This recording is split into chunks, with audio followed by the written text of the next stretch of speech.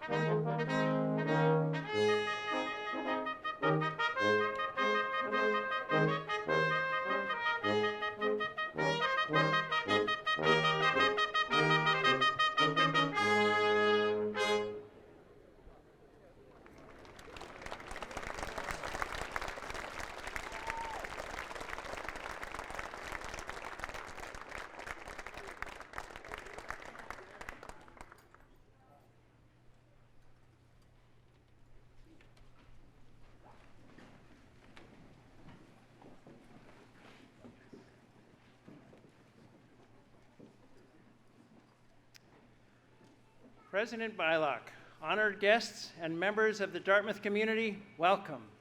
Today's inauguration marks the beginning of Dartmouth's 254th year.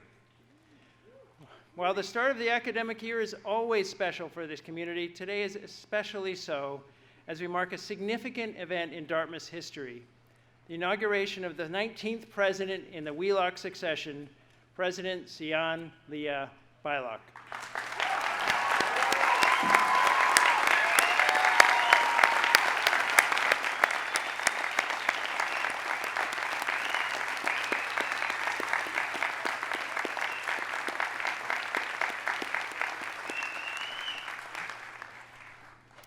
Before we begin, Dartmouth College would like to acknowledge that we gather here today on the unceded and ancestral homelands of the Abenaki people to celebrate a college founded for the education of Native youth.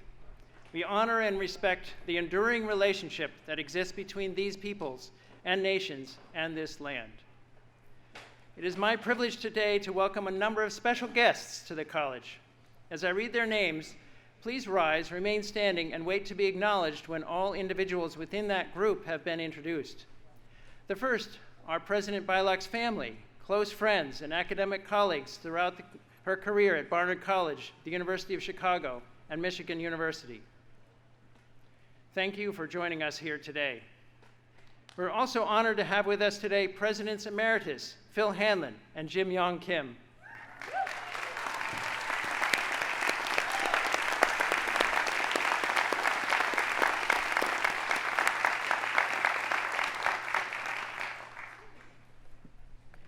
I also want to give a special welcome to the Governor of the State of New Hampshire, His Excellency Chris Sununu. Governor Sununu is a member of Dartmouth's Board of Trustees.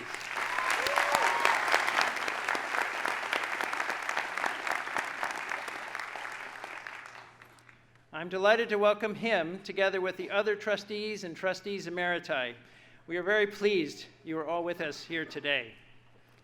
The colleges, universities, and institutions listed in your program and inauguration website are represented by their presidents or their delegates. Presidents and delegates, please rise as a group and be acknowledged.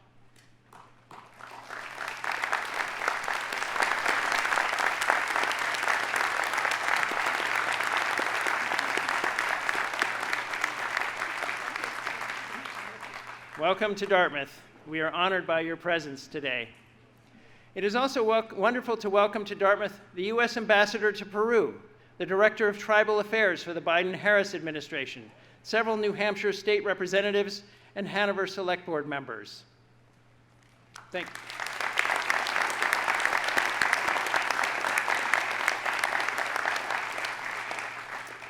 To our esteemed faculty, staff, students, alumni leaders and volunteers, and our community members and friends, thank you for being here on the green today for President Beilock's inauguration. It is now my pleasure to introduce Nancy Vogel, college chaplain and director of the William Jewett Tucker Center, who will offer an invocation.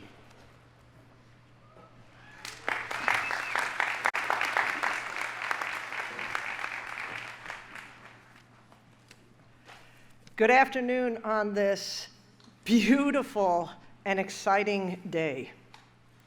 I'm honored to be giving the invocation, which is simply the act of calling upon, usually God, on behalf of someone or something. In this case, our new president and her inauguration. It's interesting that Dartmouth's motto, Vox Clementis in Deserto, means a voice calling or crying out in the wilderness. What do we want to cry out or call upon in this wilderness today as we inaugurate our new president? For her and for our community, I call upon wisdom and strength, passion and power, courage and creativity, together with kindness and, yes, love, joy, patience, humility, vulnerability, and integrity. whoever you believe is the source of these qualities, I call upon you to call upon them for our president, for our community, and for ourselves. Not just today when it's easy, but on days that are hard or disheartening or downright infuriating. For it is on the difficult days that we most need to be calling upon wisdom and strength and patience and kindness and all the rest. This is how we will continue to move Dartmouth forward and create a more brilliant, resilient, brave, and caring community. One that equips not just the students, but each and every one of us to be able to take on the most pressing challenges of our time, whether they be right here on campus or halfway around the world. This is our mission. This is our calling. And we look to you, President Beilock, to lead us. Amen.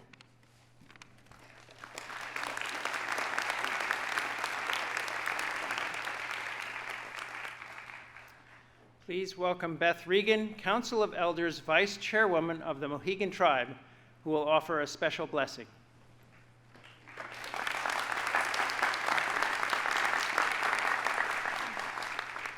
I ask that if you are able to please stand, but if not, please remain comfortably seated.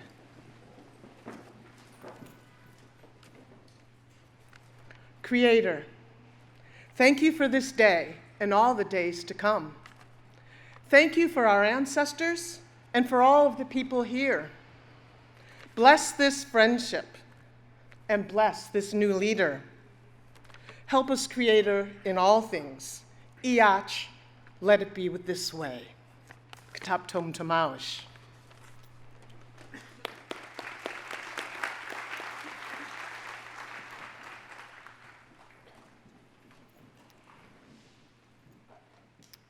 Distinguished guests, Governor Sununu will now bring us greetings from the state.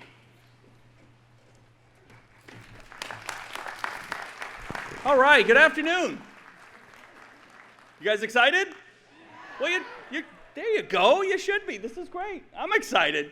Not just on behalf of Dartmouth and this amazing institution, on behalf of the whole state. Well, first let me get to this, because I'm sitting there going, the first rule of politics, by the way, as a governor, is to never wear a funny hat. So I guess it's good I'm not running again. This is a very exciting day, and it's an awesome opportunity, obviously, to welcome Dr. Beilock, but to also kind of take into perspective what this means, right? What it means in terms of a new beginning, what it means in terms of the opportunities. Obviously, we want to welcome Dr. Beilock to the great state of New Hampshire, the live free or die state, and I like to remind folks, live free or die. It's not just 4 cool words on our license plate, although it is pretty cool.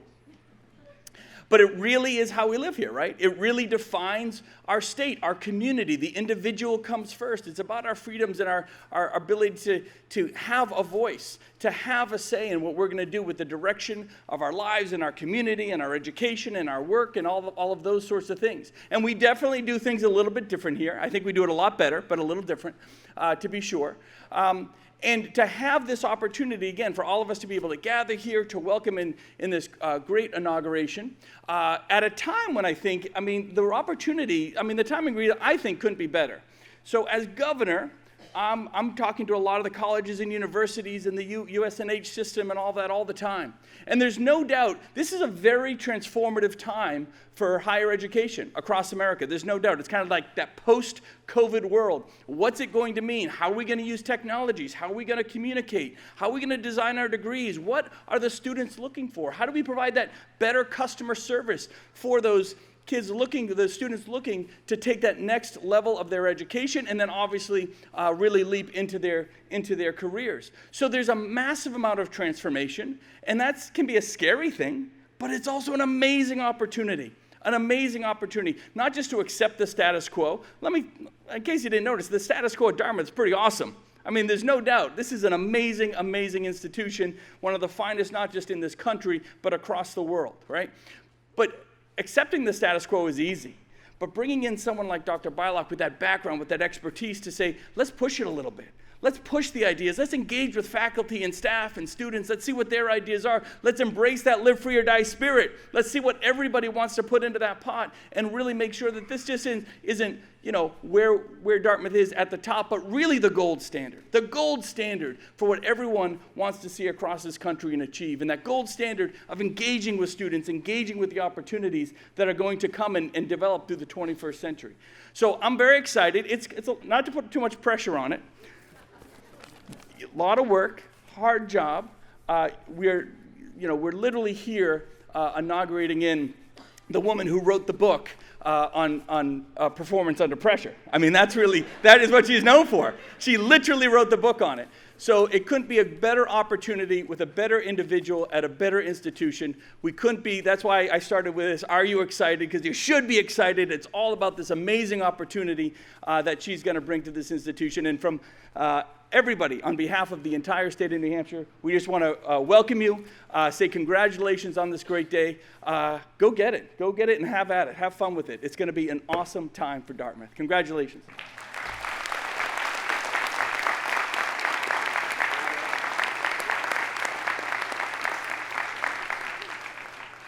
Thank you, Governor.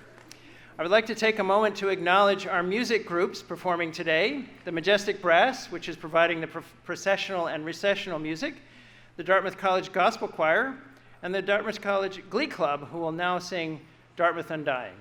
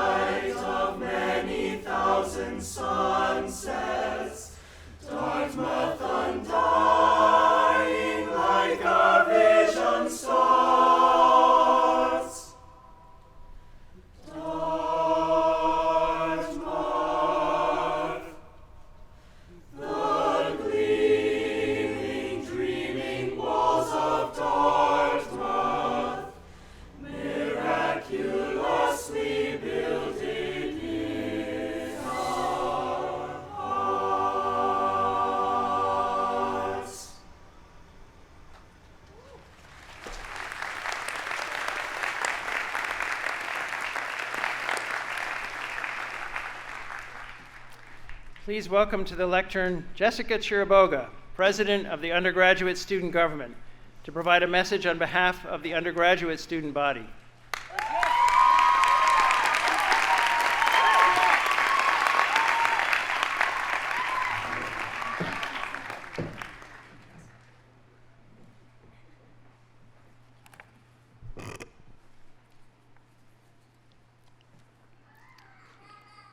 On behalf of the undergraduate student body, greetings to President Beilock, the Board of Trustees, alumni, staff, faculty, and most importantly, our students. Today is a monumental day in the history of our institution. 51 years after co-education began at Dartmouth, we are gathered here to welcome the first woman to serve as Dartmouth's president in our 254-year history.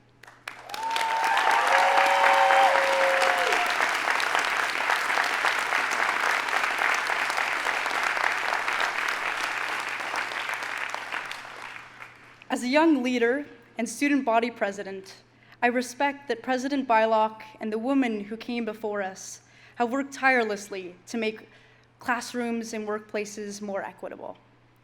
I am grateful for this work that often goes unrecognized, and our community is truly fortunate to have a driven scientist, an empathetic leader, and a devoted woman of Dartmouth to lead our institution forward. During her short time here, President Beilock has embraced Dartmouth's special motto, a voice crying out in the wilderness. And I have to say, it would be hard for her not to. After all, our students advocate for and research the issues that matter most to them. Our alumni use what they learned during their 4 years here to effectuate change throughout the globe. But even before arriving this June, President Beilock expressed her steadfast interest in supporting the well-being and mental health of our community. As an academic, she seeks to understand how people of such potential and brilliance feel internalized pressure as they navigate our campus. As president, she is leading the search for a new Chief Health and Wellness Officer to ensure that our community has the resources and policies they need to thrive.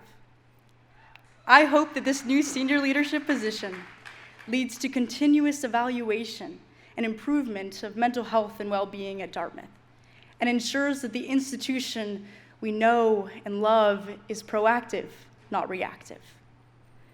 I look forward to witnessing how Dartmouth can lead higher education and matching students' long-standing calls to action with transformative institutional commitments to teletherapy and counseling staff. I am also excited by President Beilock's interest in creating brave spaces here on campus, places where our students can wrestle with our world's biggest questions.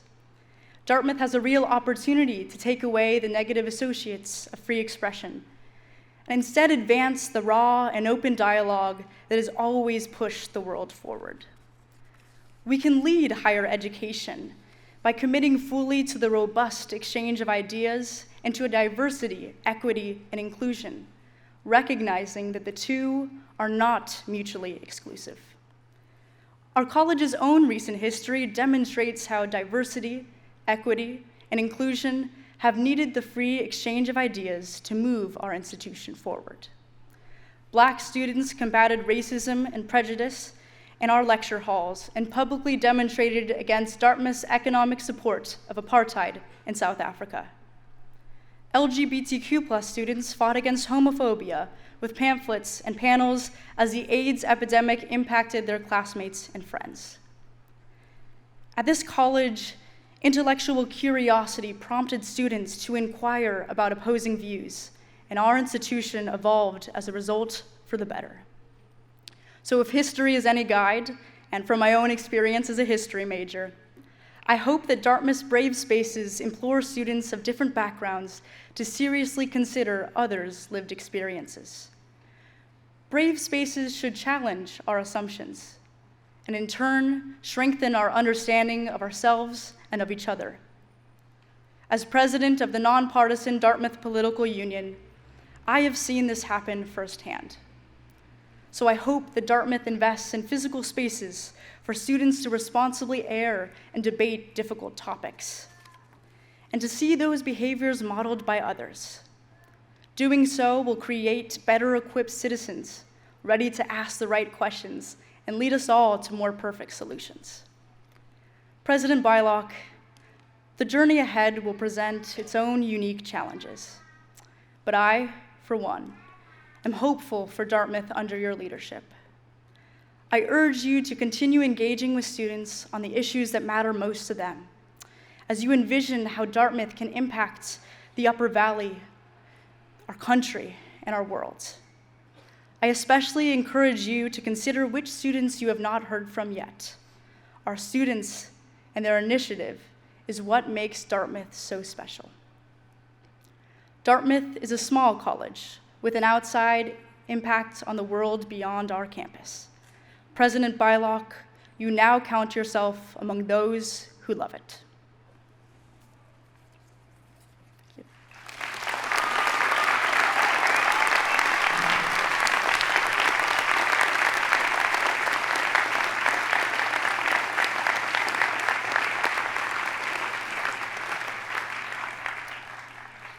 A message on behalf of the graduate student body will now be presented by Yara Bacchus, a trainee in the MD-PhD program.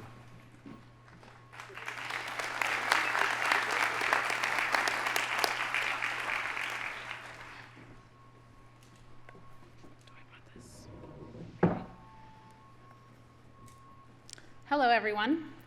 I am honored to be representing the graduate student community. As a dual degree MD-PhD student, I have had the opportunity to witness a lot of change within Dartmouth, including the establishment of the Guarini School, the successful unionization of graduate students, and the all-around growth of student resources at the Geisel School of Medicine.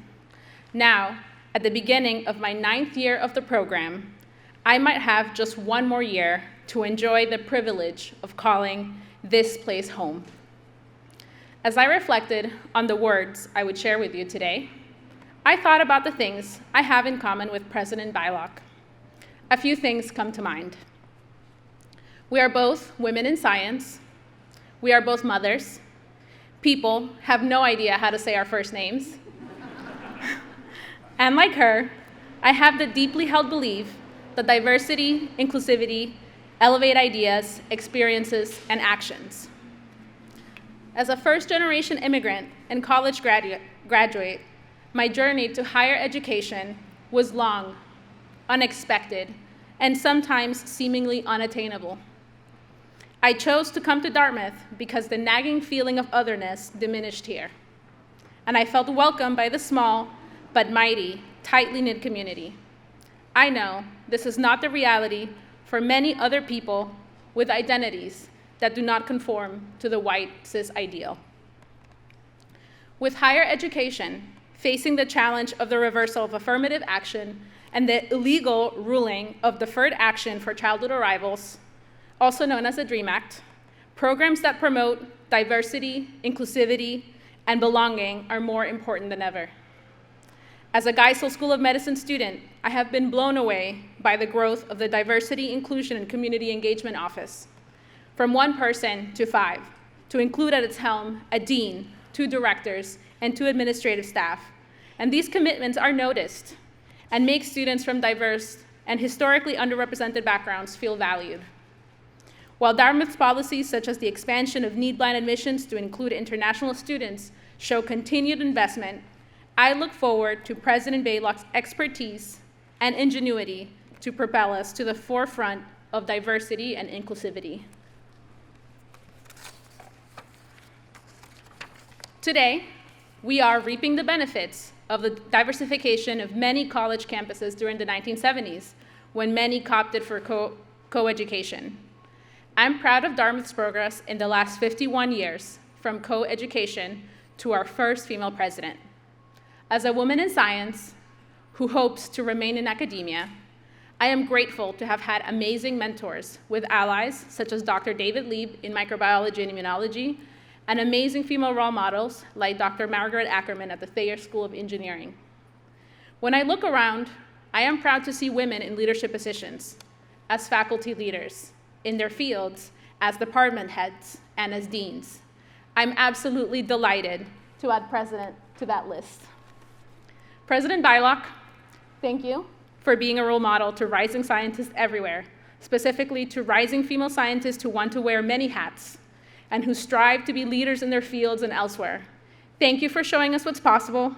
I'm excited to see where your vision takes us.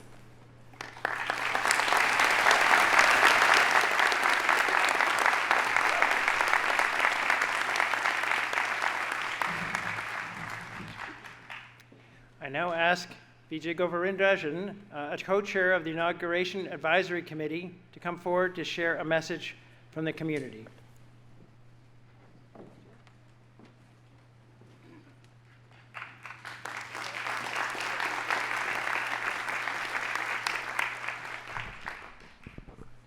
I actually chaired the inauguration committee with Chloe Austin.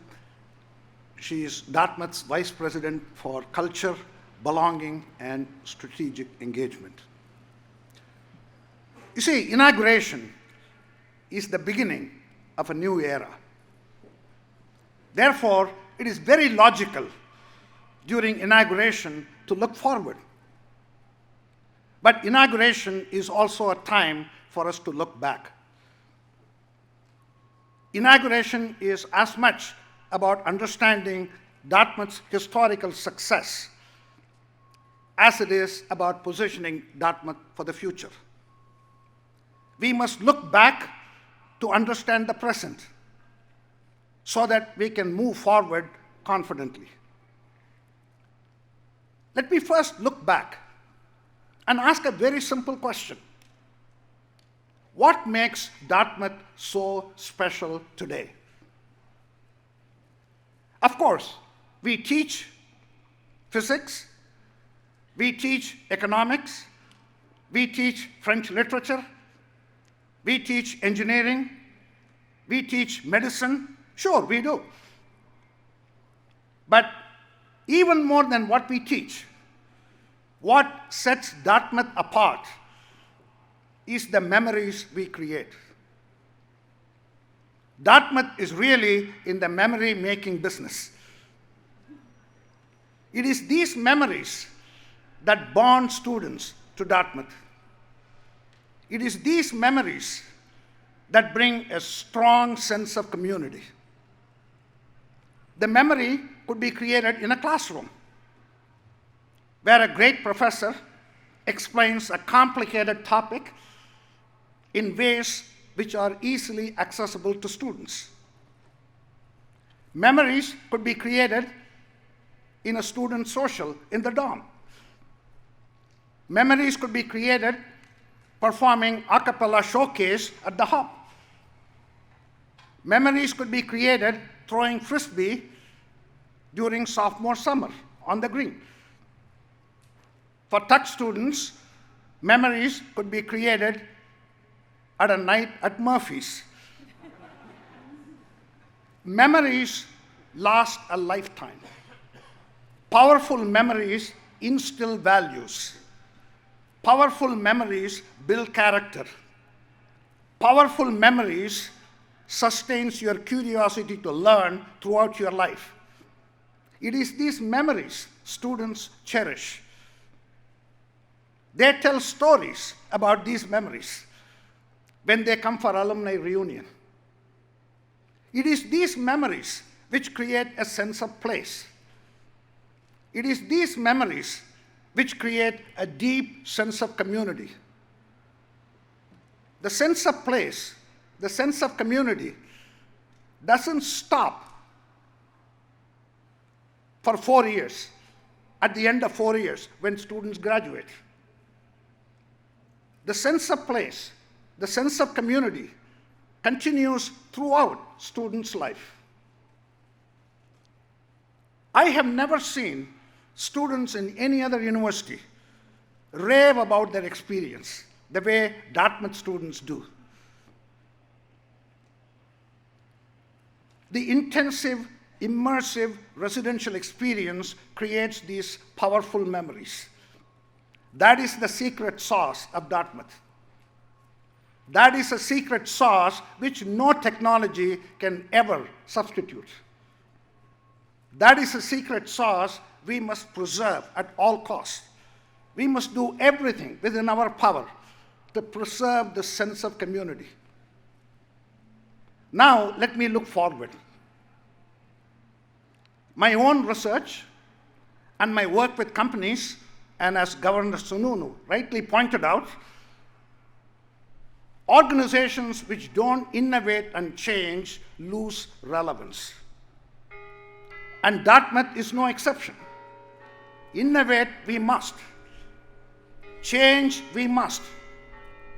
But we must innovate and change to create the future while preserving our core identity.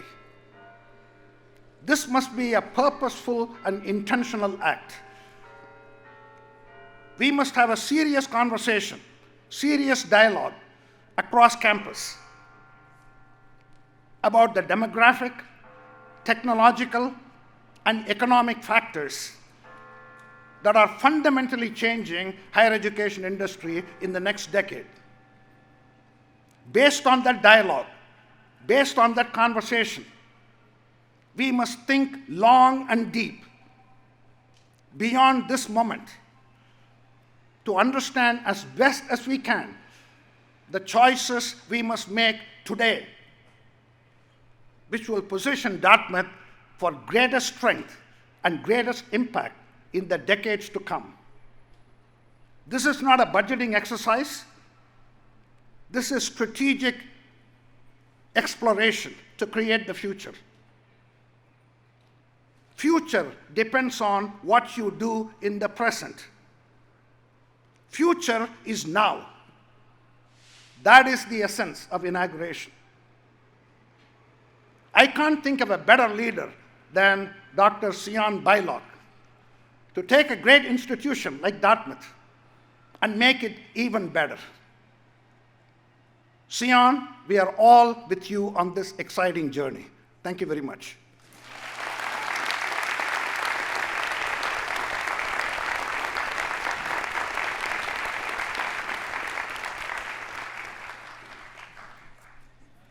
Please welcome Shinobu Kiriyama, a professor of psychology at the University of Michigan, to offer greetings on behalf of the Academy.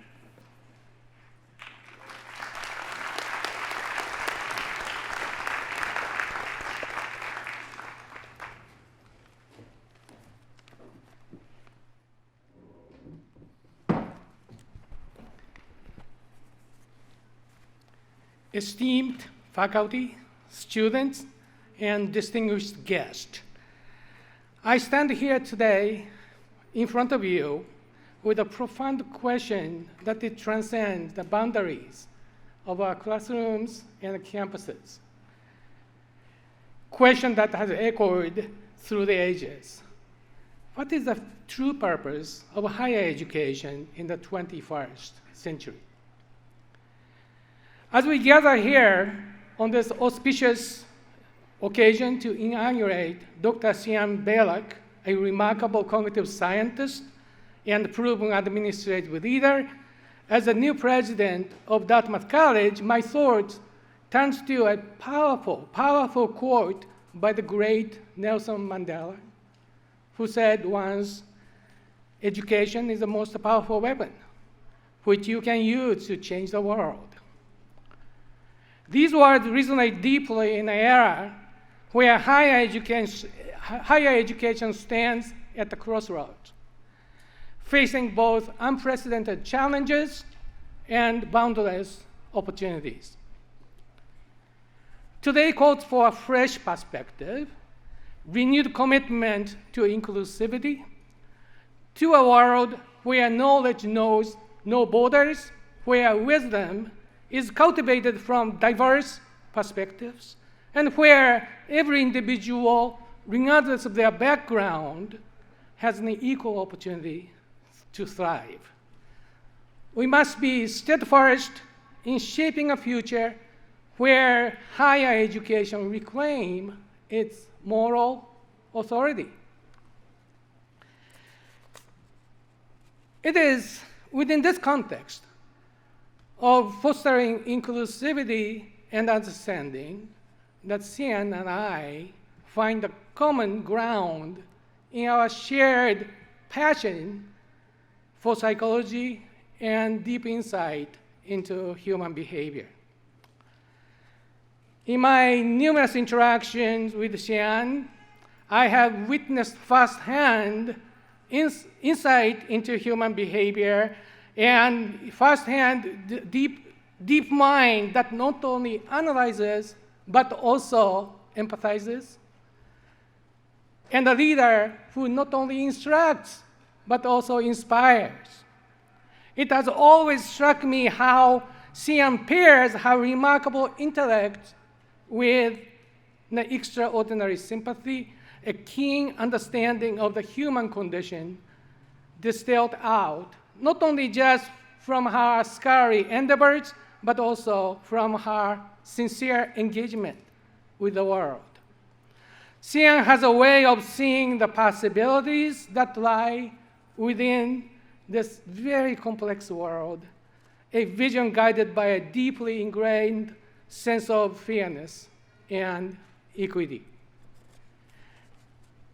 Now, these capabilities of her would help her to better appreciate the varied narratives and perspectives that actually form our reality, paving the way to address pressing concerns like racial injustice with empathy and knowledge grounded in science.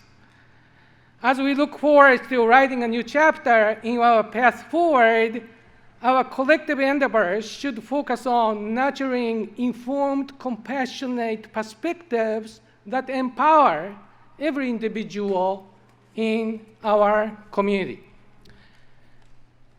Furthermore, Dr. Beilock brings to this role a very rich tapestry of experiences and achievement that scan academic rigor and empathetic leadership.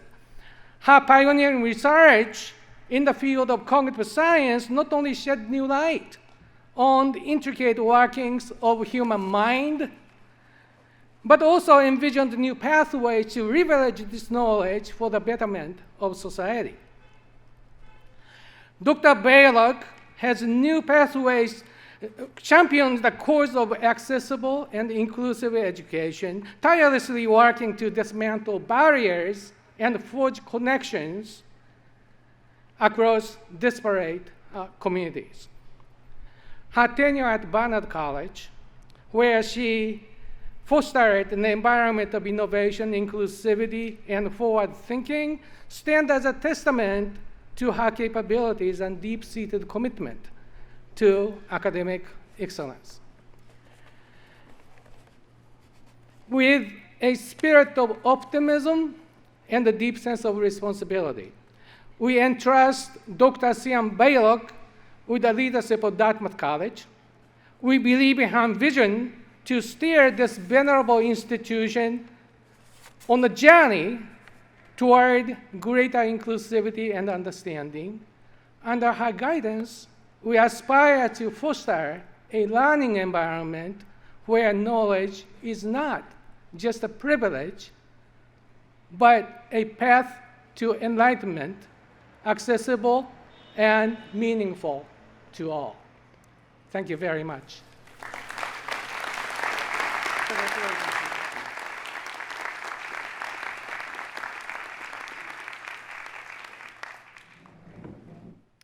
Please welcome AI luminary and investor and Dartmouth alum, Ali K. Miller, with a message about embracing the future with vision and values.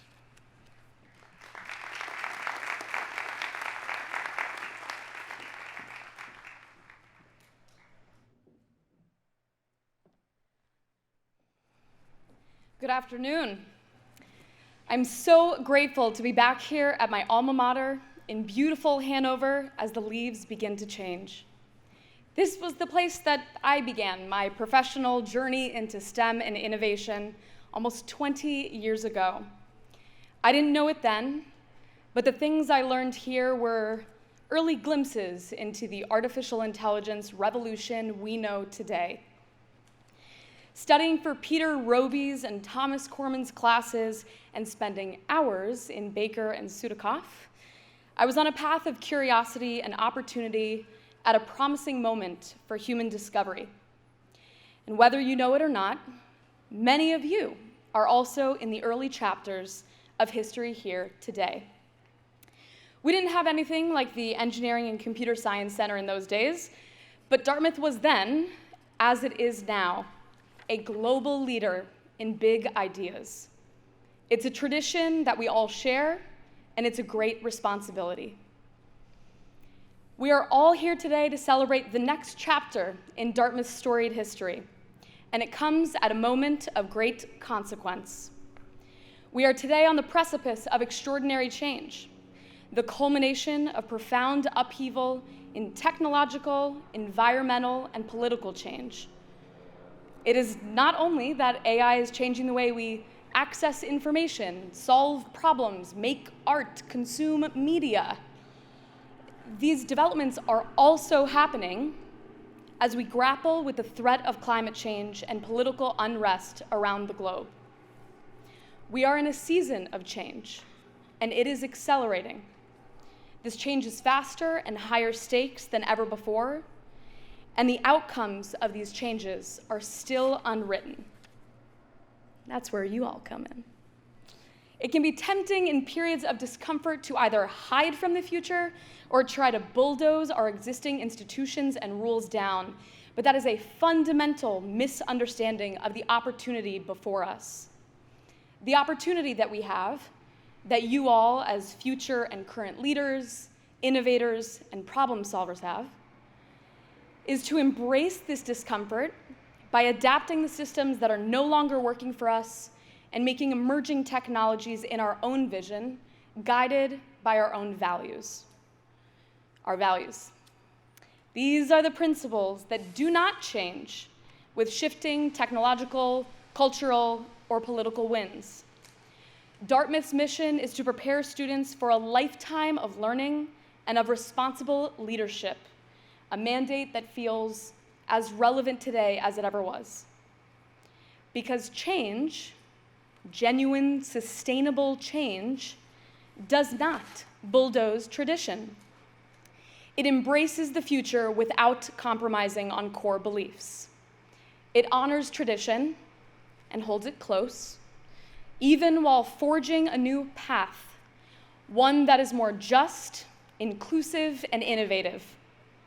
And herein lies that fine art and science of what I call sustainable leadership, a practice I've come to revere and champion. In a world of perpetual change, a sustainable leader is not someone who is moved by every current. It is someone who navigates the waves with masterful flexibility and ingenuity. Sustainable leaders aren't just weathering the storm, they are the storm, making their own weather and shaping the future in their vision. In my daily work with AI innovators and builders, I've come to believe that there are 3 key traits for a sustainable leader, and these are true across every field and discipline. A sustainable leader has unrelenting curiosity. Even if it means being the least smart person in the room, you have to have the courage to look and feel stupid. A sustainable leader has empathy, to be so moved by the world's problems that you are inspired to solve them.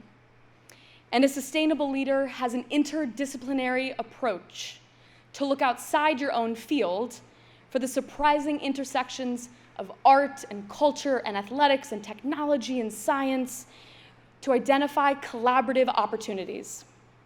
I advise some of the largest companies in the world these days, helping them use AI to meet their goals. And my conversations with leaders have given me a clear view of the opportunities and risks we are confronting as a civilization. And make no mistake, that future is already here. To fully understand just how accessible AI has become to the average American with a computer, consider this statistic. A couple years ago, it cost thousands of dollars to train a basic AI model, and that same AI model today costs less than $5. A dirt cowboy cup of coffee.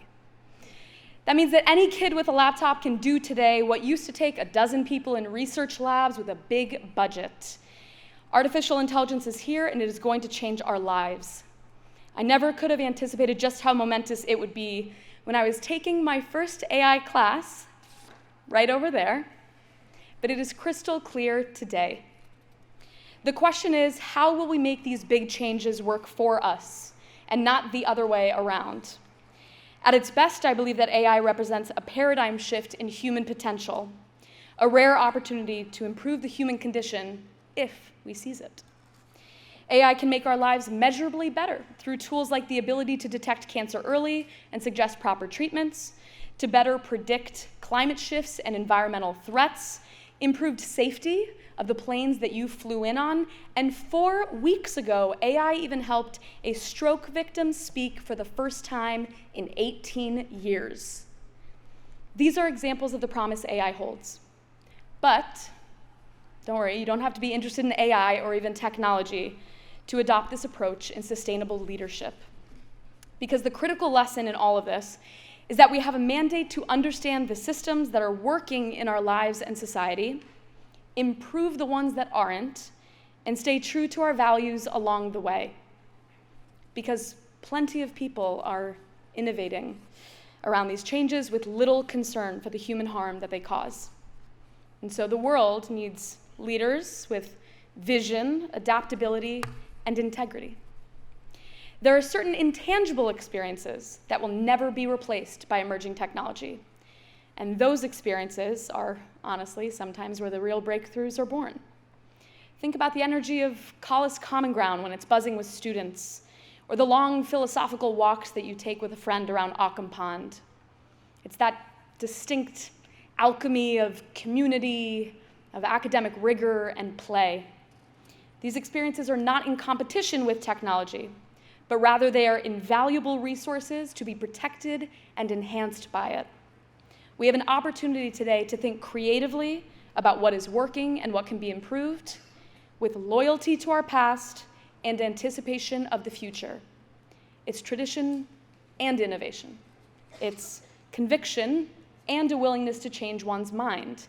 It's collaboration and healthy disagreement. This is who we are at Dartmouth. And we have a long history of forging new paths that are guided by our values. Our student newspaper is the oldest in the country and still a leader in great journalism. We were the first Ivy League to offer ubiquitous wireless on campus. I actually won a Blitzing Award at KDE. We consistently rank at the top of the innovation index in colleges in the world. And to my knowledge, we are still the only school in which students floated down a river in homemade rafts and inner tubes for an unauthorized event until local authorities deemed it illegal. This is STEM in the wild. And Dartmouth is a living testament to the dynamic interplay of tradition and innovation.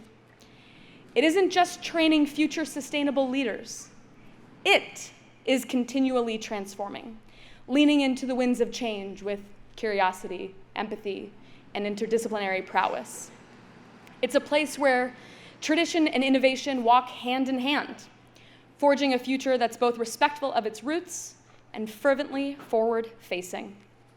Now, as we begin a new chapter, under the guidance of a visionary new leader, let's embrace this balance of tradition and innovation, because this is who we are. I am thrilled beyond words to be here to celebrate Dartmouth's next president, its first female president. Sian Leah Beilock is a luminary in the world of STEM, a community builder, a prolific researcher, a data-driven doer, and a thought leader poised to guide us into a future brimming with possibility and promise.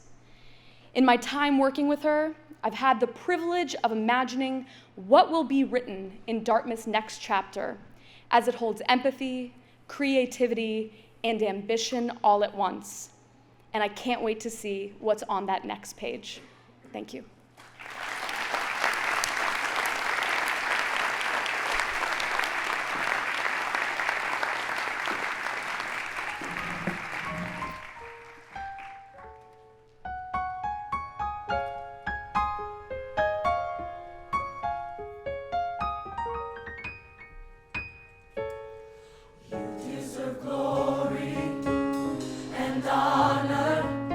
Because of who you are.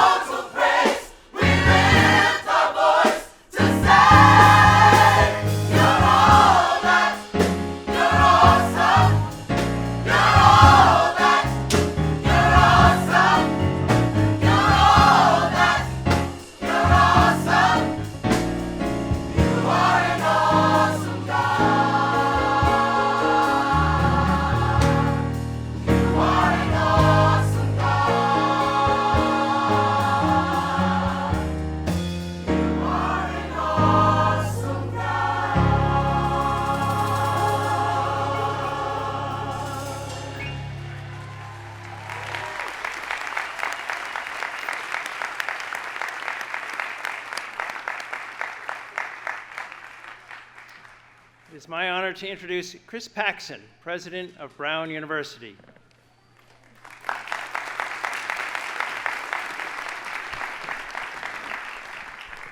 Good afternoon.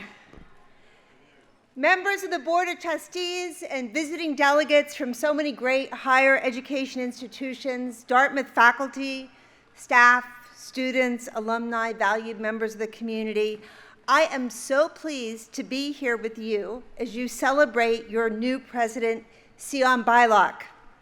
She follows a long line of fantastic leaders at Dartmouth, and I want to start by recognizing two of Dartmouth's former presidents who are friends. Jim Kim, who happens to be a proud Brown alumnus, who is currently a fellow of the Brown University Corporation, and Phil Hanlon, whose collegiality and friendship and advice I have valued so much over the past decade. So thank you, Jim and Phil.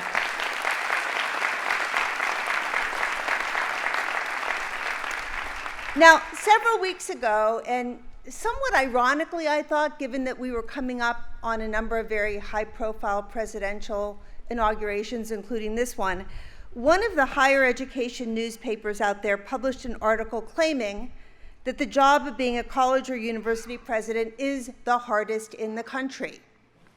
I'm looking at Phil and Jim to see if they're nodding. Maybe so. And as the governor noted, fortunately, you have a new president who is the leading expert on how not to choke under pressure.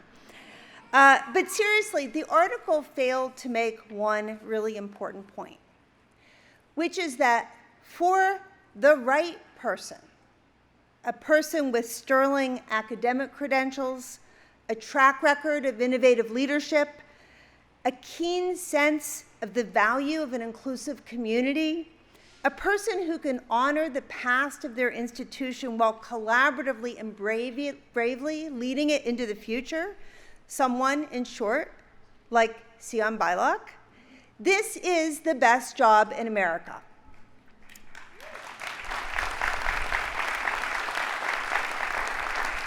And this is even more true when the university community of faculty, staff, students, and alumni fully supports the work of their president and appreciates the value that they bring. And from what I've seen today, it's clear that Dartmouth has enthusiastically embraced President Beilock and recognizes its good fortune in bringing her here. So congratulations to President Beilock, and congratulations to Dartmouth.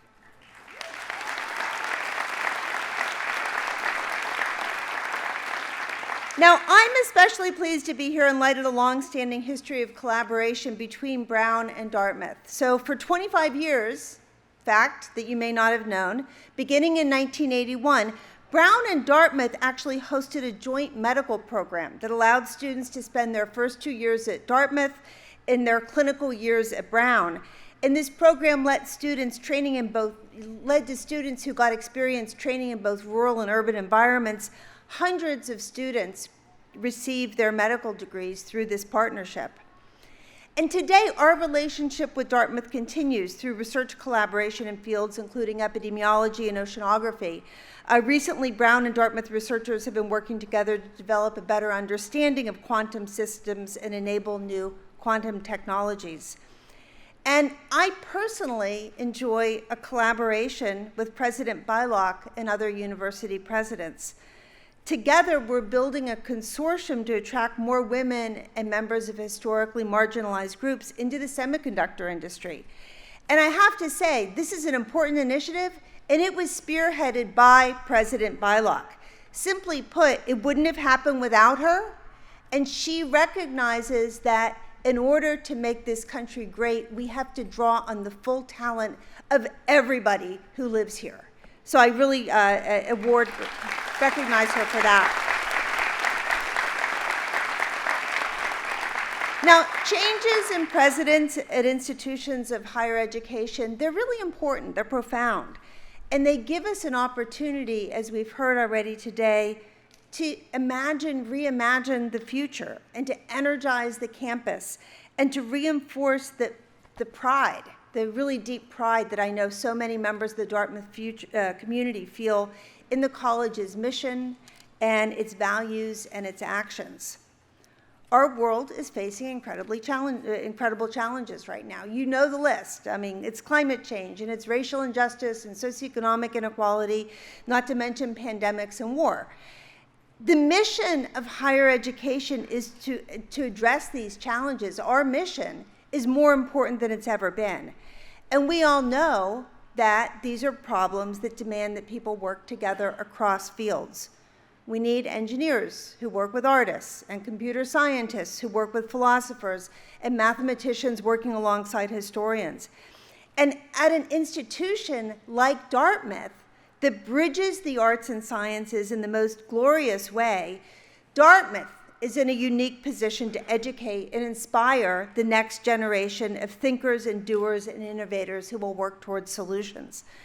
But to do this, we need bold and inspiring leaders who understand the need for collaboration and the urgency of these challenges. And President Beilock is exactly that leader and the perfect leader for this moment in Dartmouth's past, current, and into the future. I would add one more thing, which is that now more than ever, universities can and should play a critical role in modeling what it means to create strong, thoughtful, and cohesive communities within our own institutions and in society at large. And, you know, we live in a polarized society. We all see it every day, where noisy and uninformed rhetoric seems to dominate the issues that we're grappling with. And I think that President Beilock really understands what's needed. We need more than hot air. We need the careful application of principles and truths and a firm commitment to open dialogue to advance knowledge and understanding. And she gets that. Before I close, I want to make one final point. Part of my role today is to bring greetings on behalf of the Ivy League. This is a remarkable organization which, starting this year, is notable in that 6 out of the 8 Ivy presidents are women.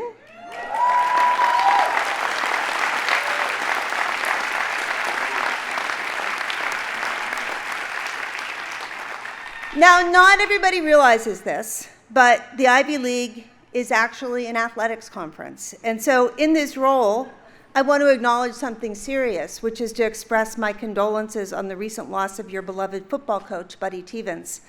We'll be celebrating and recognizing his work throughout the football season across the Ivy League. As Buddy Stevens must have known very well, although the Ivies collaborate on research and education, we compete fiercely on the playing field.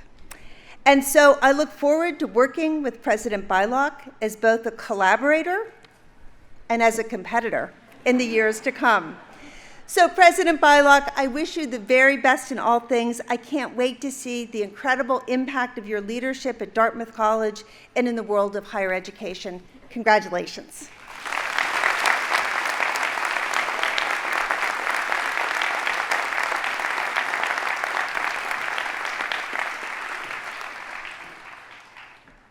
Thank you, President Paxson. Now, it is my privilege to introduce the chair of Dartmouth's Board of Trustees, Liz Lempres, who will transfer to President Beilock the charter of the college. President Beilock, please come forward.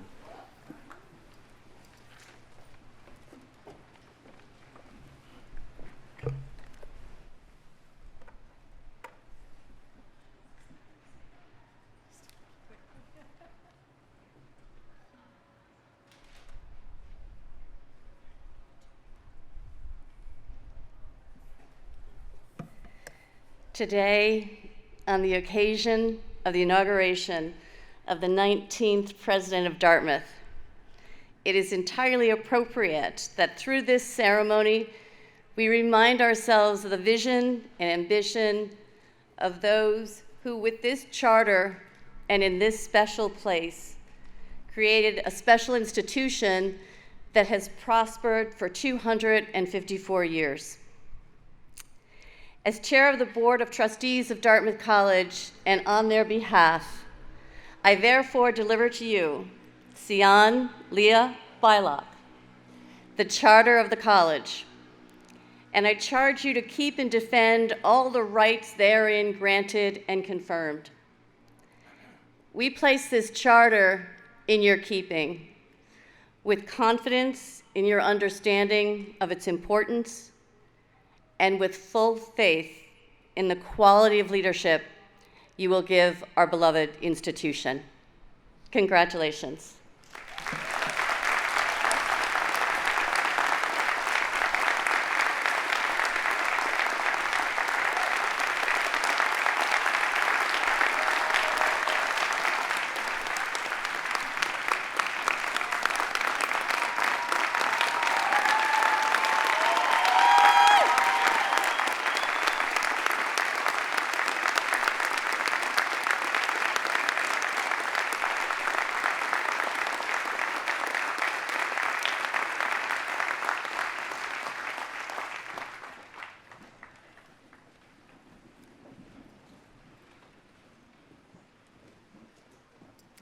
Please welcome Sarah Harris, member of the Dartmouth Native American Visiting Committee and Vice Chairwoman of the Mohegan Tribe, to recognize the indelible bond between the Mohegan people and Dartmouth with the presentation of the wampum belt.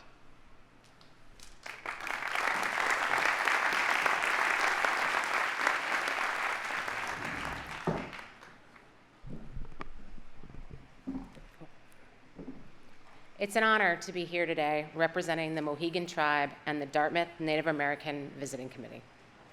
Traditionally, our tribe was a matrilineal society.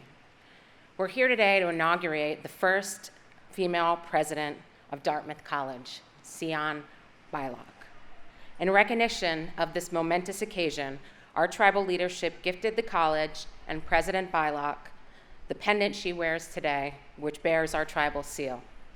We gift these pendants to our own tribal leaders in recognition and appreciation of their leadership. I am a descendant of Samson Occam, a Mohegan citizen. Many of you may know Occam as a fundraiser, but he was so much more. Occam was a tribal leader who fought to protect our lands from colonial encroachment in the courts of the crown. He was an ordained minister who was renowned for his oratory skills. He was a best-selling author, if you will, whose works circulated not only through colonial New England, but in England as well. His most famous sermon was even published in Welsh. But above all, he was a teacher. He started his own school because he understood that education was the best way to protect our sovereignty and our homelands, or what he called this Indian world. He emphasized communal learning at a time where hierarchy and competition ruled the day. His dream was to found a college for Native people, both young men and young women alike. It was in pursuit of that dream that he traveled to England to raise funds for the college. He met with dignitaries, including the Earl of Dartmouth and King George III. After 2 years far from his wife and children, he returned having raised roughly $2.4 million in today's dollar. Upon his return, he discovered the school had been moved far to the north, and the funds he raised would be used to found Dartmouth College, a school primarily for the sons of colonial fathers. A devastated Occam left Mohegan, and he eventually passed far from home in upstate New York. He never stepped foot on Dartmouth's campus. But that's not the end of the story. It's only the beginning. Although Dartmouth would graduate only 20 Native students in the first 200 years of its existence, President John J. Kimney rededicated the college to its chartered purpose, the education of Native youth. And he also instituted coeducation.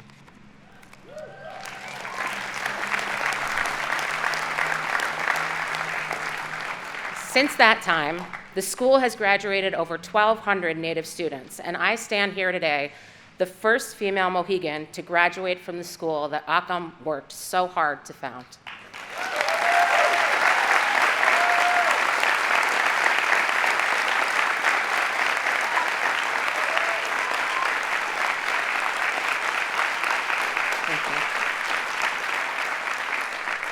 It's impossible to measure the impact Dartmouth's Native alumni have had on Indian country.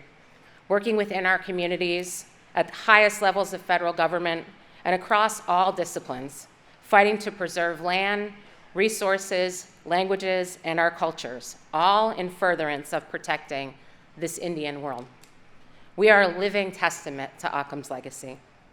In the spring of last year, Dartmouth repatriated Samson Occam's papers to our tribe.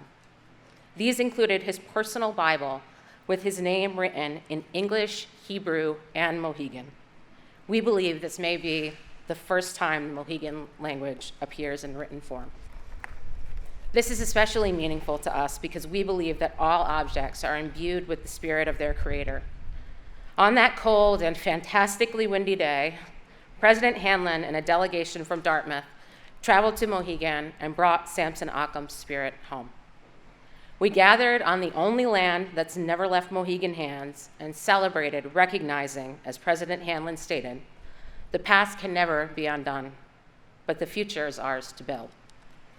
With the college's acceptance of the wampum belt, the relationship between the Mohegan tribe and Dartmouth College began a new chapter, one marked by mutual respect and the promise that we will honor our shared history by being accountable to our ancestors and continuing to further Occam's dream of an Indian education for Native youth. The wampum belt is a form of a contract between the tribe and Dartmouth.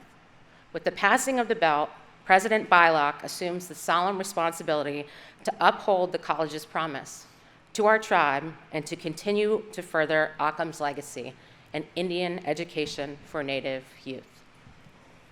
Phil Hanlon, if you could rise.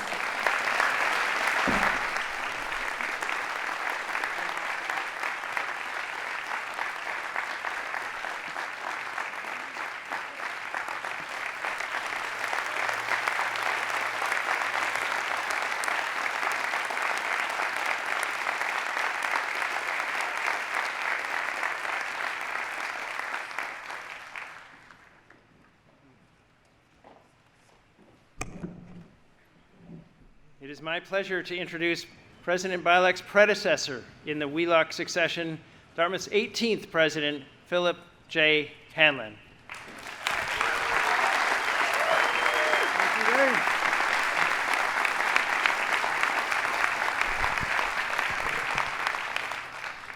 Well, good afternoon. It is a deep honor to join in this celebration to welcome the 19th member in the Wheelock succession, President Sian Beilock. The Wentworth Bowl, over there, was a gift from the Royal Governor John Wentworth to Dartmouth on the occasion of its first commencement.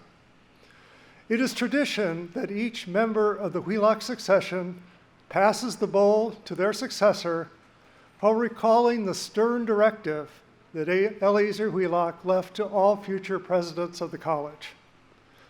He said, "And it is my purpose, by the grace of God, to leave nothing undone within my power which is suitable to be done, that this school of prophets may be and long continue to be a pure fountain. And I do this with my whole heart, will this my purpose to all my successors in the presidency of this seminary, to the latest posterity, and it is my last will never to be revoked." Stern stuff indeed. So Dartmouth would no longer describe itself as a seminary, let alone a school for prophets, but it continues to be a fountain that spills forth leaders who, with exceptional foresight and determination, seek to leave nothing undone that is suitable to be done. This is perhaps Dartmouth's most important legacy, and the one that I am sure you will continue, President Beilock, as you take this amazing institution to even greater heights. Every member of the Wheelock succession brings their own unique set of talents and experiences to the job. Quite rightly, today we celebrate this historic moment, the naming of the first woman to be president of Dartmouth. And you bring so much more, Sian, an award-winning scholar with a commitment to fostering research that has impact on the world outside our campus, a seasoned academic leader who has experience in the role of president, a longtime faculty member with a deep understanding of the work of the academy, not to mention the perspective of a parent, a perspective that I found to be particularly helpful in the president's role. So much is possible for Dartmouth at this moment. With your personal talents and rich experiences harnessing the energy and commitment of the devoted Dartmouth community, the period ahead will surely be one of great accomplishment for the institution and gratification to you as its leader. Together with all members of the Dartmouth family, Gail and I welcome you, and we pledge all the support that we can offer as you lead Dartmouth into its next chapter. President Beilock, if you will now join me, I will be delighted to pass to you the Wentworth Bowl.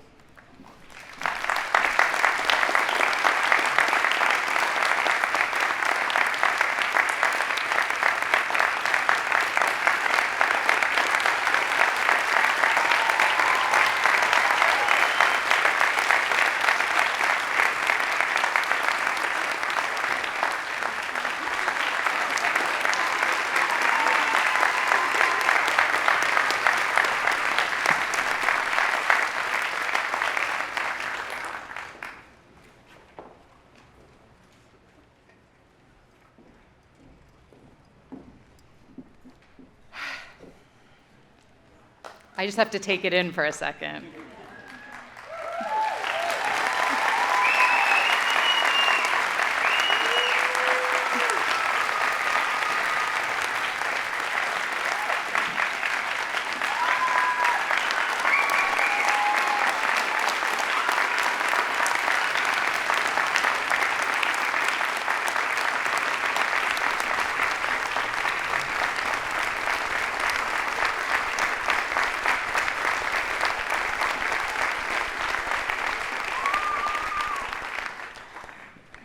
It's really such a sight to be looking across the screen at new colleagues, all of whom have distinguished themselves in their own right.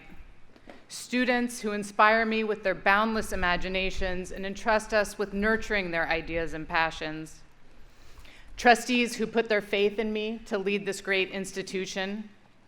Alumni who are undying in their devotion to their alma mater and to each other. Academic leaders who have traveled far and wide from their respective institutions to join us for celebration deep in these North Woods. Governor Sununu and distinguished elected officials who serve and represent the great state of New Hampshire, the United States, and the town of Hanover. Presidents Emeriti Kim and Hanlon, whose shoulders I stand on in this moment as the 19th president and proudly the first woman in the distinguished line known as the Wheelock Succession.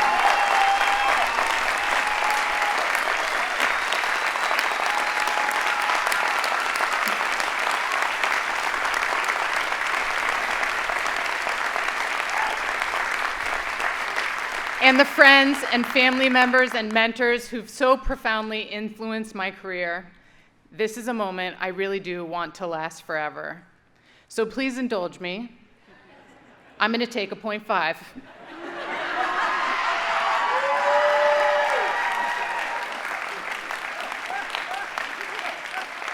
I got a good one. Honestly, I think the only thing that could possibly make this moment any sweeter is if the podium were the storied tree stump. But alas, I'm told that's reserved exclusively for commencement. Something to look forward to. It's difficult to be standing here overlooking the Connecticut River between the White and Green Mountains and just feet away from the Appalachian Trail without appreciating the perspective of what I've come to learn is such a special place. Indeed, so many different perspectives have shaped my introduction to Dartmouth. Perspectives of the Dartmouth community, yes, but also perspectives informed by a society in a very unique moment, and a very unique moment for higher education. For centuries, higher education has been the epicenter of knowledge creation, in large part because of the unparalleled freedom we have to pursue new ideas. Unlike industry, often constrained by constant pressures associated with profits, or government, where partisanship once in a while can sometimes impede progress, Institutions of higher education are unique in their ability to break new ground across the full spectrum of disciplines. This is our calling. It is a responsibility we feel deeply because the betterment of society depends on it. We don't have to look far or even beyond the Hanover Plain to find examples of academic discoveries that have really improved the human condition. It was right here at Geisel's School of Medicine, where structural biologist Jason McClellan conducted the research on the spike protein that sparked the successful development of the COVID-19 vaccines, right here at Dartmouth, that have saved more than 3 million lives.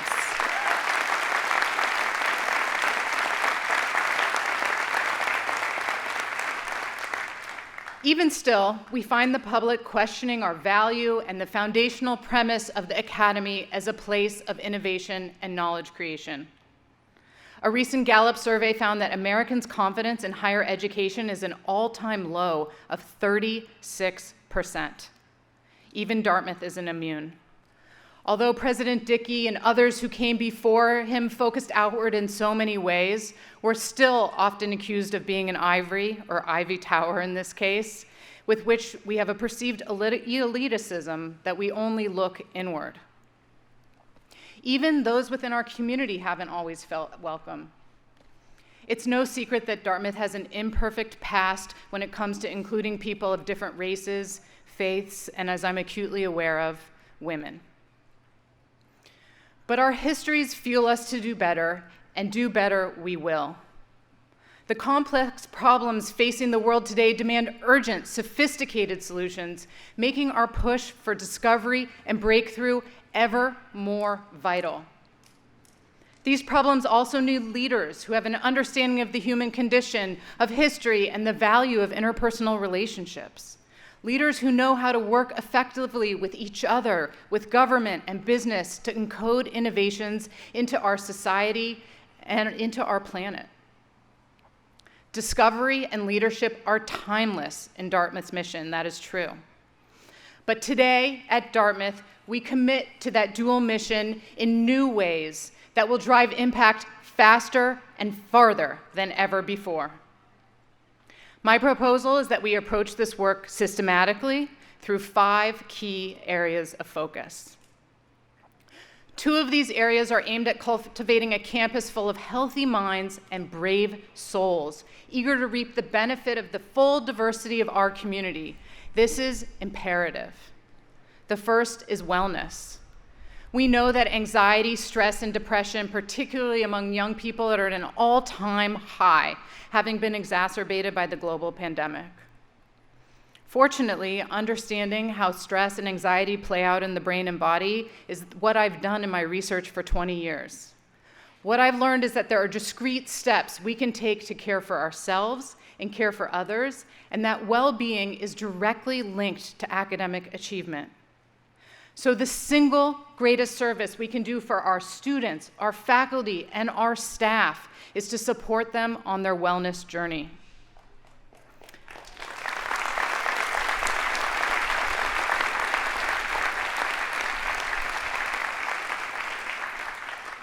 In the next 2 weeks, we're rolling out a comprehensive plan to center mental health and well-being across the university.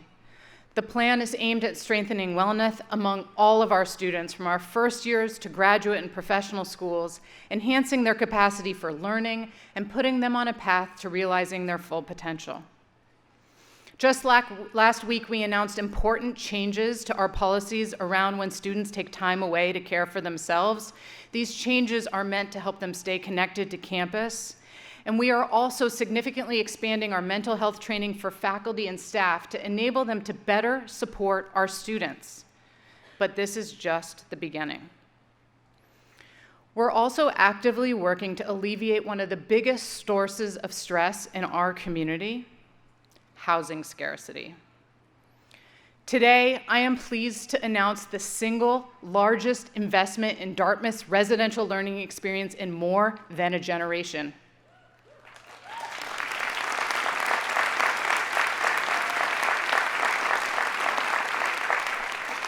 You haven't heard what I'm going to say yet. Through it, we commit to adding 1,000 new beds for undergraduate, graduates, faculty, and staff within the next decade, and to breaking ground on each of these within the next 24 months, with undergraduate dorms being situated closest to campus.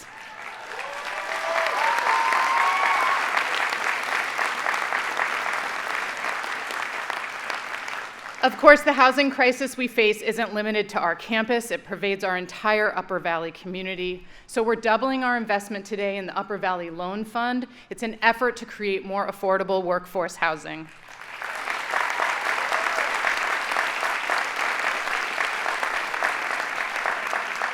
Dartmouth is deeply committed to working with the town of Hanover and our Upper Valley community partners as we undertake this important work. I also understand very personally that along with housing comes access to quality childcare to allow our faculty and staff and students to do their work. Earlier this week, we announced the first ever program for all benefits eligible Dartmouth employees to have childcare subsidies.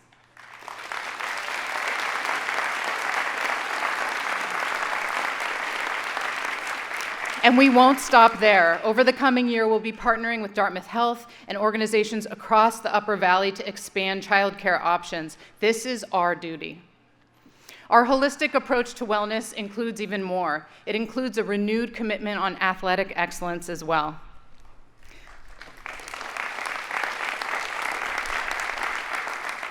"80% of our undergraduates participate in varsity and club sports. That's a great thing because in addition to promoting a healthy lifestyle, sports imbues in us a healthy, competitive spirit.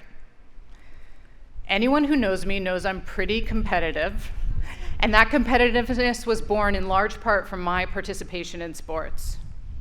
And sadly, even though my high-level athletic days are over, my drive to continue to do and be the best remains.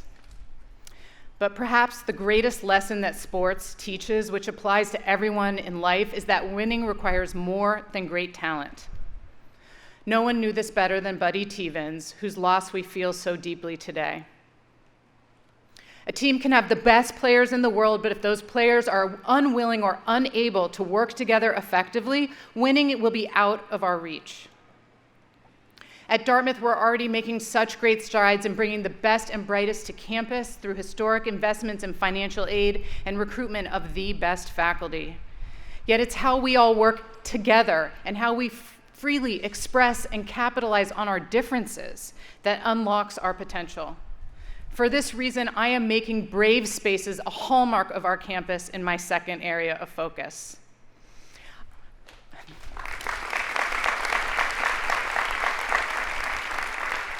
I want our campus to be a place where every member of our community not only feels comfortable expressing unpopular views, but in questioning others who hold views they disagree with.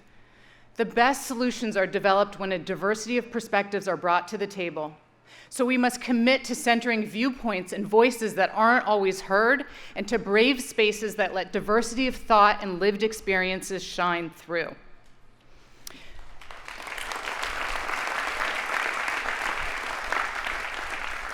In a recent survey of college students, a majority thought that free speech and diversity and inclusion were at odds with one another. But that could not be farther from the truth. You cannot have the former without the latter.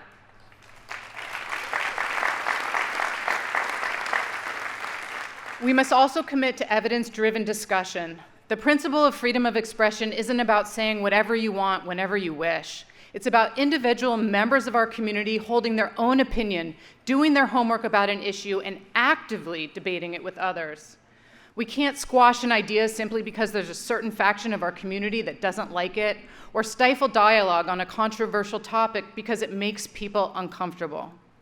To the contrary, we must foster an environment where ideas of integrity are responsibly aired and debated. This is difficult and sometimes unpopular work. But Dartmouth is the perfect place to do it because research shows that when a community trusts each other, has bonds, feels that they are connected, they are more able to productively push at each other. Dartmouth is the most tight-knit community I know, and we can lead the country and the nation in this area.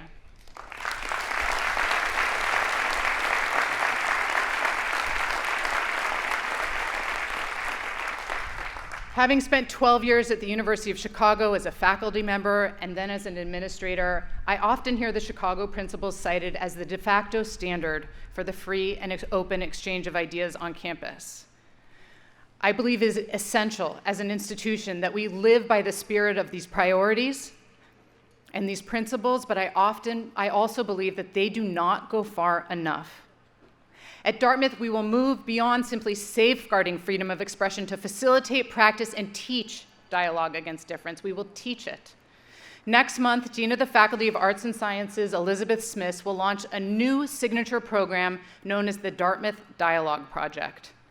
This project will intentionally teach the skills of open, honest, and respectful communication, both in and out of the classroom. One of our initiatives this year is to support faculty in teaching controversial topics in their courses and to develop a co-curricular transcript where undergraduates will be able to document their achievement in developing dialogue skills. These are skills we have to learn and teach, and Dartmouth is the place to do it.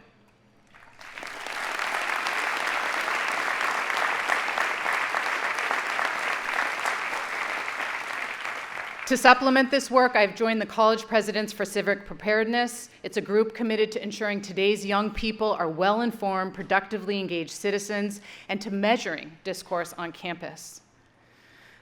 Finally, I am thrilled to announce today that Dartmouth is forming the first ever university-wide partnership with StoryCorps.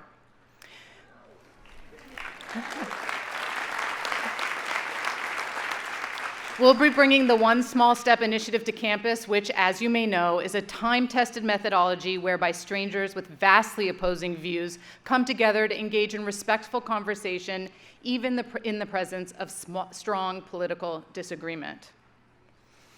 If we can strengthen dialogue on our campus, we will ultimately strengthen these skills in society because Dartmouth operates as a base camp to the world. And our alums are leading in virtually every sector, in every industry, in every country, every day. While other universities may be limited to a 4-year experience, Dartmouth is for life. That's very true.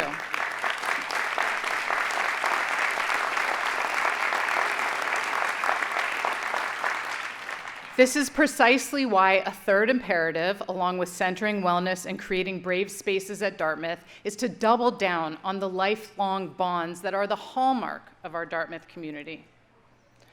Already, our recent transformation of the west end of campus and our equally dynamic transformation of the Arts District have created new hubs of innovation that celebrate broader ranges of career paths.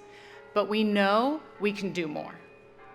Imagine a day when a student arrives at Dartmouth and right from the start, we instill in them a confidence and curiosity about their post-Dartmouth future.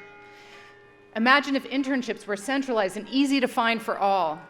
Imagine if there were twice as many career counselors and an army of alumni volunteers from college grads to Tuck, to Thayer, to Geisel, to Guarini, to advise in different fields. Yes, of course, in finance and consulting, but also in the arts and public service.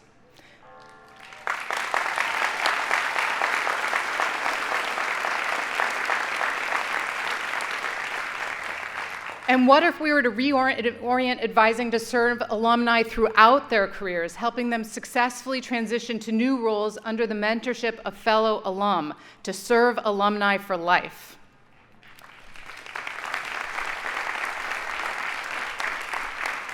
This is the lifelong support we aim to build, and beginning with an early commitment to do this, we're planning to move career advising back to the heart of campus.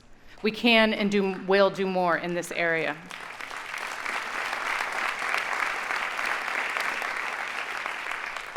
Of course, none of what I talked about matters without a healthy planet.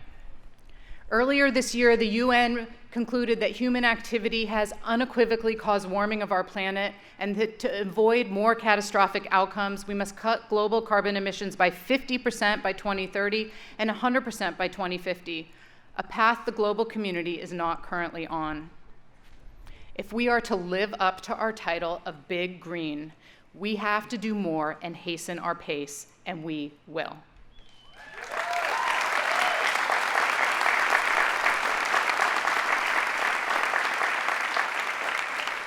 A fourth imperative of mine, action on climate, includes an aggressive push to achieve real carbon zero on our campus.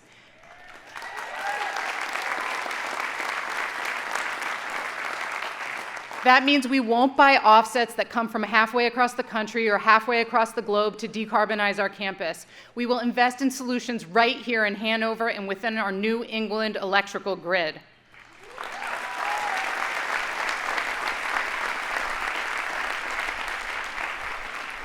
Later this year, we're going to roll out specific and aggressive targets for 2030 and 2050. And over the next 3 years, we will invest over $250 million into our campus decarbonization efforts to improve the efficiency of our buildings and to install non-combustion technologies like heat pumps, geothermal, and solar across campus.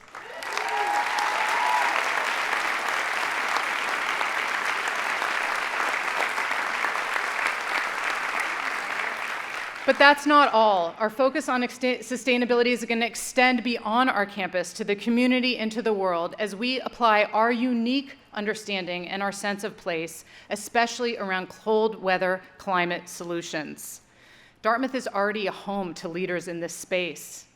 For example, Thayer engineering professor Mary Albert and her incredible team developed a model for Arctic energy transitions that was recently shortlisted for the most prestigious international award for climate adaptation in the Arctic.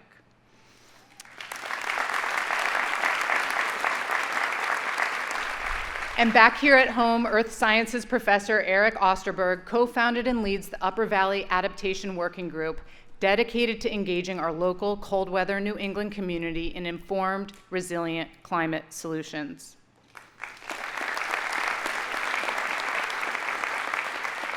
What's more, students across the country are choosing to come to Dartmouth because of the Arthur L. Irving Institute for Energy and Society and its physical proximity between our engineering and business schools.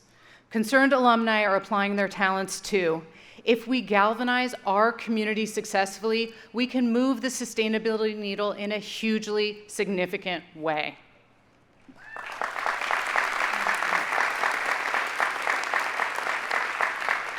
Mental health and wellness, brave spaces, Dartmouth for life, action on climate, these are the ground conditions that will propel us to our fifth area of focus, innovation and impact.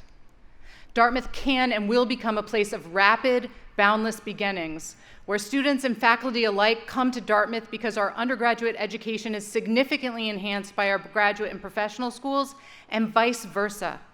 And because it's the best place to unleash their ideas and tap into the power of our community to help bring them into being. Already, our entrepreneurial ecosystem is impressive. Dartmouth ranks 4th out of all US universities in the number of alumni entrepreneurs based on size, and 5th in female founders.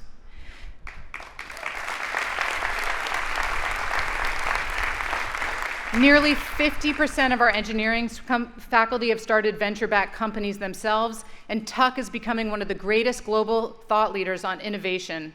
Just look on the stage next to me at VG, who literally wrote the book on future forward innovation.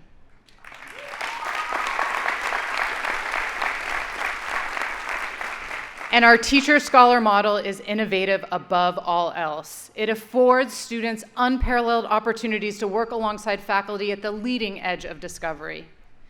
Indeed, our approach of a full education across the arts and sciences, complemented by our emphasis on students and faculty working and learning together, differentiates us from others. It is because of our size and scale we have the ability to spur innovation at the intersections of disciplines and amplify this combination in service to society. It is the space between where there is ample ground for new approaches. This is the Dartmouth way.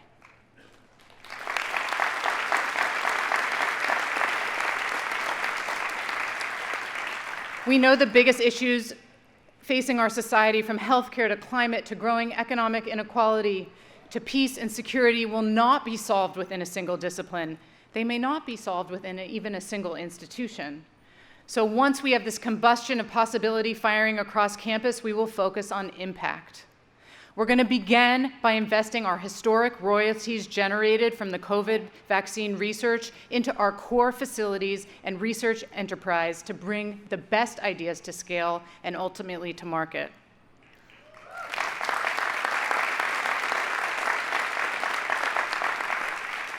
I want to facilitate more projects like Assistant Professor Cesar Alvarez's experimental new musical Noise, which challenges traditional notions of what constitutes a theatrical experience, or the incredible app-based platform developed by Geisel professor Karen Fortuna and student Julia Hill, which has the potential to identify Alzheimer's disease and related dementias up to 10 to 15 years before symptoms arrive.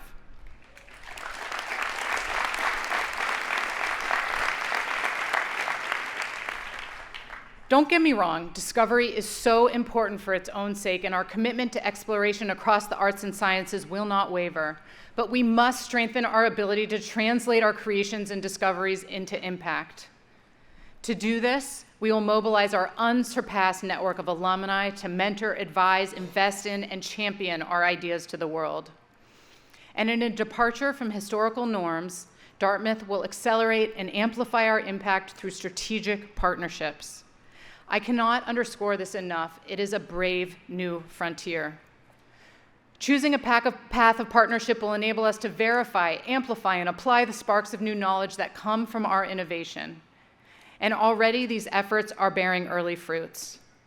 Next week, Dartmouth is convening for only the second time in history all living U.S. Surgeons General to discuss solutions for the crisis to mental health experienced by young people.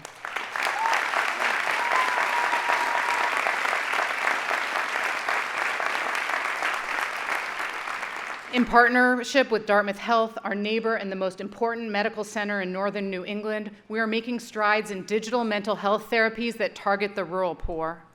The work of Geisel professor Lisa Marsh and her team are one example. They've led the first FDA-cleared prescription digital therapeutic for the treatment of opioid addiction, which has nearly doubled rates of abstinence among people with opioid use disorder.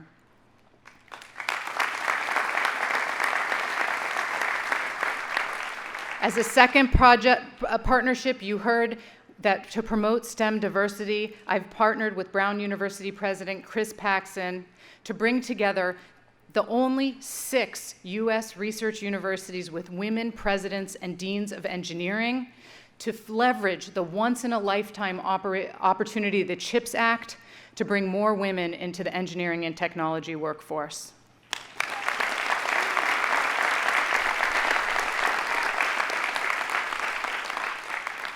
Women make up only 15% of the semiconductor workforce, and as the home of the first engineering school in the country to have gender parity at the undergraduate level, we know how to expand the talent pipeline. We're formally launching our consortium known as the EDGE Consortium next month in DC with government, private sector, and higher education leaders. Very excited about this.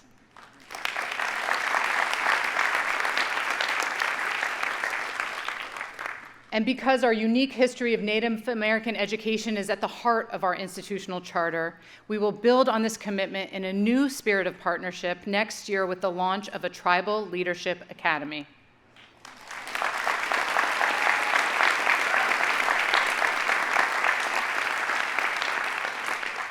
This academy will provide a place for experienced and newly elected tribal leaders to convene with one another, to share best practices, discuss opportunities and challenges facing sovereign tribal nations, and engage the expertise of fellow participants, Native alumni, and Dartmouth faculty across campus.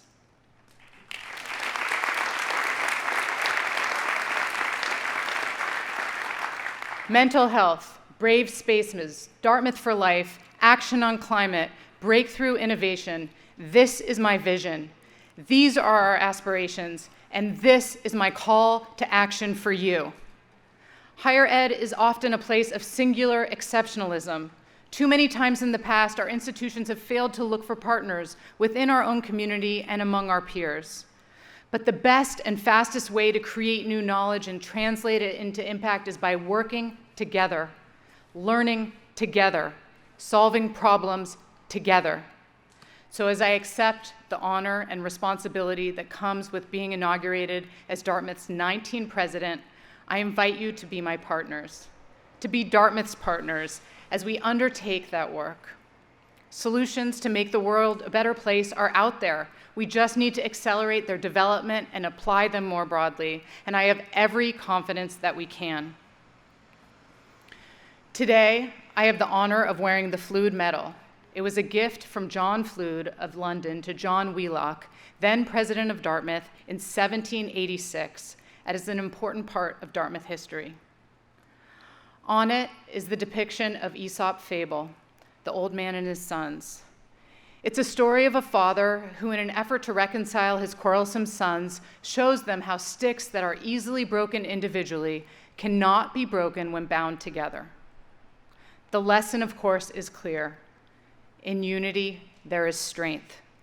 Thank you to all of you at Dartmouth for joining me on this journey and for making our bonds to each other, this institution, and our mission unbreakable.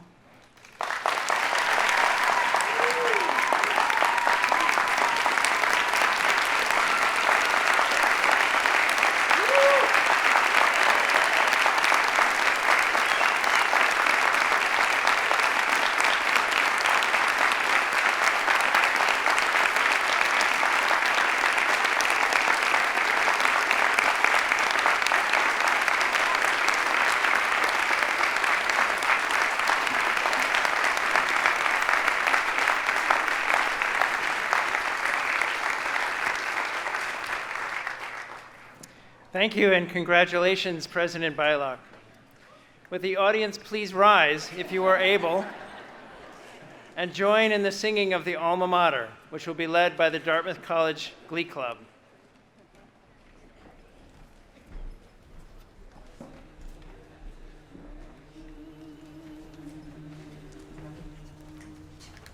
Dear old Dartmouth, give a rouse for the college on the hill, for the lone pine above her, and the loyal ones who love her.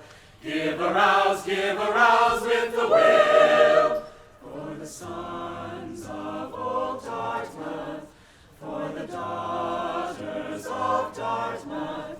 Though round the girdled earth they roam, her spell on them remains.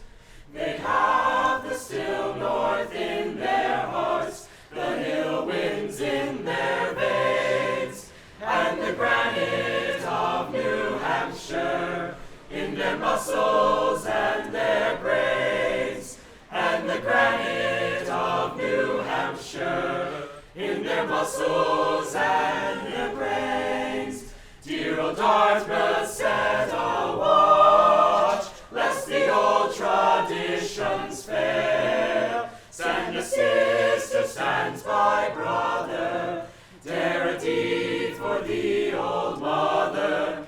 Greet the world from the hills with the hail, hail! For the sons of old Dartmouth, for the daughters of Dartmouth. Around the world they keep for her their old undying faith.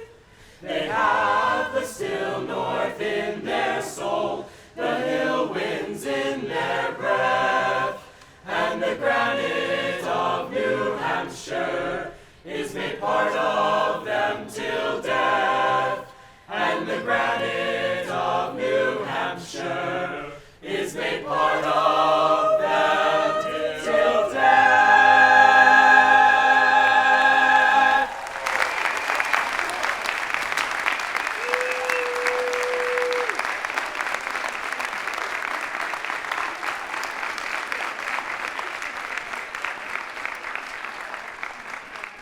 Will the audience please be seated?